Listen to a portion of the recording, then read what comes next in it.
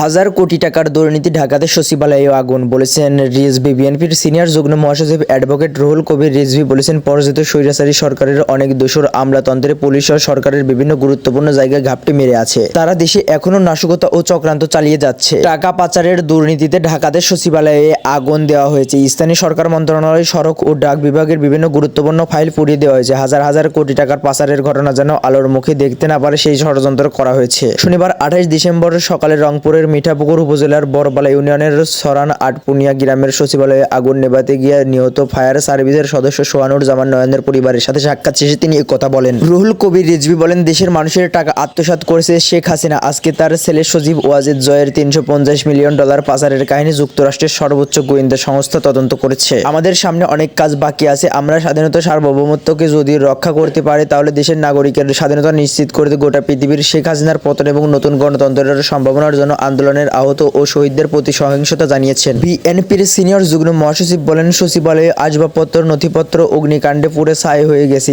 এটি গভীর ষড়যন্ত্রের অংশ। শেখ হাসিনা সরকারের একজন প্রতাপশালী অমূল্য মুখ্য সচিব অনেক টাকা পাচার করেছেন। তার ফাইলটি ছিল পুড়ে যাওয়া ফাইলের মধ্যে। যারা এই অগ্নিকাণ্ড নির্বাপনের জন্য যুদ্ধ করেছেন তাদের জন্য সোহানুর জামান নয়ন একজন। আমি মনে করি তাদের পরিবারের ভরণ পোষণের দায়িত্ব সরকারকে নিতে হবে। এদিন বিএনপির ভারপ্রাপ্ত চেয়ারম্যান তারেক রহমানের নির্দেশে সচিবালয়ে আগুন নেভাতে গিয়ে নিহত ফায়ার সার্ভিসে কর্মরত নয়নের পরিবারের সাথে সাক্ষাৎ করতে যান আমরা বিএনপির প্রতিনিধি দল। রংপুরের মিঠাপুকুর উপজেলার আটপুনিয়া গ্রামের সন্তান নিহত ফায়ার ফাইটারের বাবা মায়ের সঙ্গে সাক্ষাতের সময় উপস্থিত ছিলেন বিএনপির রংপুর বিভাগীয় সাংগঠনিক সম্পাদক আসাদুল হাবিব দুলু। আমরা বিএনপি পরিবারের আহ্বায়ক ও সাংবাদিক আতিকুর রহমান রোমন, রংপুর জেলা বিএনপির আহ্বায়ক সাইফুল ইসলাম, সদস্য সচিব আনিসুর রহমান লাকু, বিএনপি রাজশাহী রংপুর বিভাগ মিডিয়া সেলের প্রধান ও আমরা বিএনপি পরিবারের সদস্য সাংবাদিক আব্দুল কালাম আজাদ, বিএনপি নেতা আব্দুল সালাম, মহানগর যুবদলের সিনিয়র যুগ্ম আহ্বায়ক জহির আলম প্রমুখ। পরে আমরা বিএনপি পরিবার এর প্রতিনিধি দল নিহত নয়নের কবর জিয়ারত করেন। কবর জিয়ারতের সময় নয়নের পিতা আখতারুজ্জামান কান্নায় ভেঙে পড়েন। তিনি দুহাত তুলে বিএনপির ভারপ্রাপ্ত চেয়ারম্যান তারেক রহমানের জন্য দোয়া ও কৃতজ্ঞতা প্রকাশ করেন। এর আগে বিএনপি পরিবারের রংপুর মিঠাপুকুর উপজেলার আটপুনিয়া গ্রামে পৌঁছালে হাজার হাজার মানুষ তাদেরকে শুভেচ্ছা জানান। এ সময় বিএনপির রংপুর বিভাগের বিভিন্ন জেলা উপজেলার নেতাকর্মীরা উপস্থিত ছিলেন।